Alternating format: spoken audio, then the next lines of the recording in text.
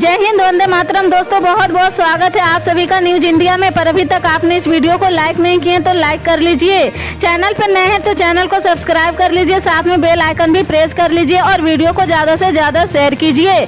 तो चलिए video start करते हैं। आपको बता दें, भारतीय सेना चीन और पाकिस्तान की सीमाओं पर कड़ी नजर बनाए हुए है और सीमा पर बनने वाले किसी भी हालत से निपटने के लिए तैयार है।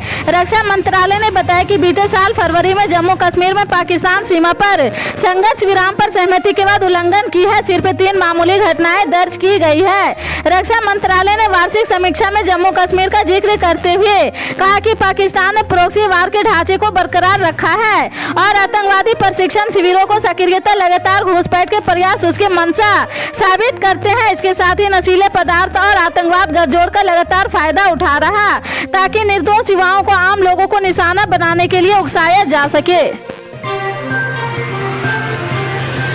छत्तीसगढ़ में बीजेपी कोई चुनौती नहीं है और केंद्रीय एजेंसियों का उत्पीड़न कांग्रेस को नहीं डराएगा।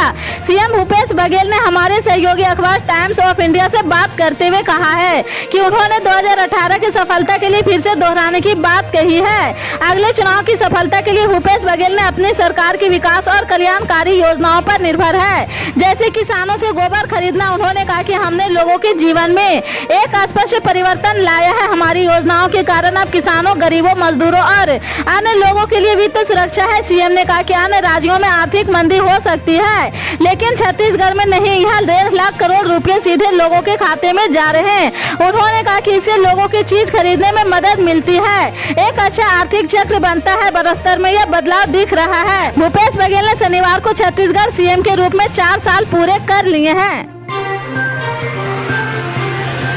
कांग्रेस अध्यक्ष मल्लिकार्जुन खड़गे ने अग्निवीर योजना को लेकर सरकार पर निशाना साधा है। उन्होंने कहा कि केंद्र सरकार ने दिल्ली हाई कोर्ट को बताया कि अग्निवीर को सेना के सिपाही को सलाम करना होगा। खड़गे ने कहा कि यह राष्ट्र सुरक्षा पर वार और हमारे सैनिकों के मनोबल पर प्रहार है। मल्लिकार्जुन खड़गे ने ट्वीट में लिखा है, मोदी सरकार ने दिल्ली हाई कोर्ट को बताया अग्निवीर को सेना के सिपाही को सलाम करना होगा। अगले 10 वर्षों के भीतर सेना में सिपाही के पद पर सीधी भर्ती नहीं होगी, केवल 4 वर्षों के लिए अग्निवीरों की होगी। खड़गे ने आगे लिखा कि ये राष्ट्र सुरक्षा पर वार है और हमारे सैनिकों के मनोबल पर प्रहार है। बता दें कि गुरुवार को केंद्र सरकार की अग्निपथ योजना को चुनौती देने वाले याचिका पर दिल्ली हाई कोर्ट में सुनवाई पूरी हो गई है। कोर्ट ने याचिका पर सुनवाई के बाद अपना फैसला सुरक्षित रख लिया है। केंद्र सरकार ने कोर्ट में अग्निपथ योजना का समर्थन किया है।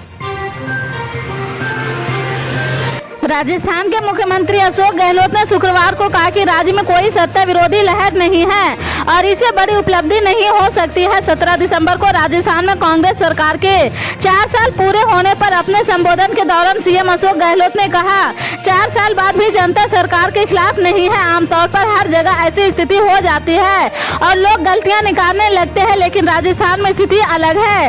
राज्य सरकार के लिए इससे बड़ी उपलब्धि कोई नहीं हो सकती है। इसके बाद उन्होंने प्रधानमंत्री नरेंद्र मोदी से पूरे देश में सामाजिक सुरक्षा लागू करने की मांग दोहराई है। इस अवसर को चिन्हित करने के लिए जवाहरलाल केंद्र में एक विकास प्रदर्शनी सहित जयपुर में कई सरकारी कार्यक्रम आयोजित किए हैं। पुरानी पेंशन योजना के बारे में बात करते हुए सीएम गहलोत ने कहा कि यह बहुत महत्वपूर्ण है कि जिसने 35 साल सरकार की सेवा की है उसे सुरक्षा मिले है, क्योंकि सामाजिक सुरक्षा के बारे में चिंतित होने का समय है। एक आम नीति होनी चाहिए राष्ट्रव्यापी सामाजिक सुरक्षा के लिए, जिसके लिए वित्त का प्रबंधन केंद्र और राज्यों दोनों द्वारा किया जाना चाहिए। देश भर में प्रतिदिन लाखों की संख्या में लोग ट्रेन से सफर करते हैं। भारतीय रेलवे की ओर से हर रोज प्रभावित ट्रेनों की लिस्ट जारी की जाती है, जिसमें विभिन्न कारणों से कैंसिल, डाइवर्ट और शेड्यूल ट्रेनों की जानकारी दी जाती है। रेलवे की इस लिस्ट में विभिन्न राज्यों के रूट्स के अलग अलग कारणों से रद्द की गई ट्रेनें शामिल होती है।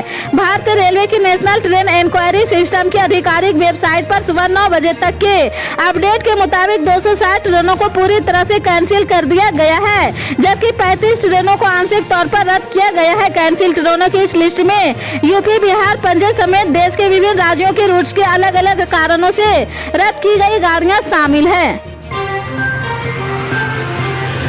राहुल गांधी की भारत जोड़ो यात्रा आज राजस्थान के दौसा जिले के सिकराय में है। यात्रा के दौरान राहुल गांधी से सीकर के संत नेकी महाराज ने मुलाकात की है। दोनों के बीच करीब 25 मिनट तक मुलाकात हुई है। ऐसा माना जा रहा है कि राहुल गांधी ने संत से की धार्मिक मामलों को लेकर चर्चा की है।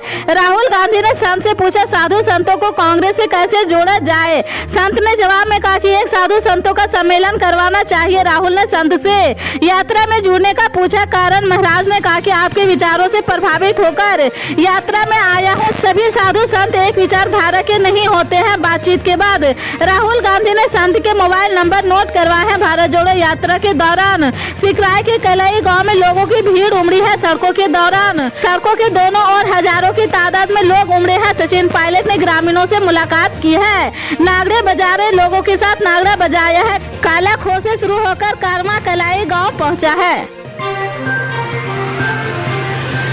दिल्ली की आम आदमी पार्टी सरकार का एक महत्वाकांक्षी दिल्ली शॉपिंग फेस्टिवल तय समय पर नहीं होगा।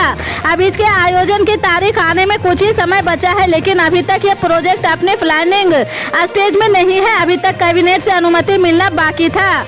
अब दिल्ली सरकार का फोकस G20 समिट में भाग लेने के लिए तैयारियों पर ज्यादा है। दिल्ली शॉपिंग फेस्टिवल का आयोजन अगले साल जनवरी के आखिरी हफ्ते में होना था, लेकिन सूत्रों की माने तो अब इसकी तारीख को आगे बढ़ा दिया जाएगा, या अगर आयोजन हुआ भी तो बड़े स्तर पर नहीं होगा। सूत्रों ने यह भी बताया कि अगले हफ्ते दिल्ली के उप मुख्यमंत्री मनीष सिसोदिया इस प्रोजेक्ट की प्रोग्रेस जानने के लिए आएंगे और तभी से इस पर आखिरी निर्णय लिया जाएगा।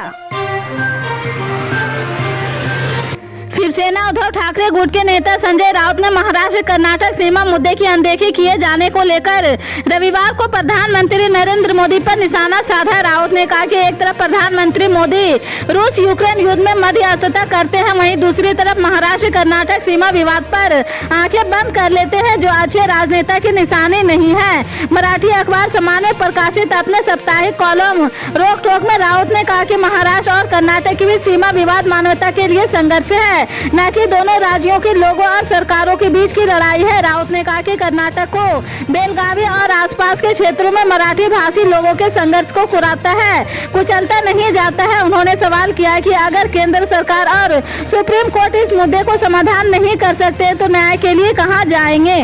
पल पल के अपडेट जानने के लिए जुड़े रहे हमारे न्यूज इंडिया के साथ। मिलते हैं अगली बड़ी खबर में, तब तक के लिए जय हिंद।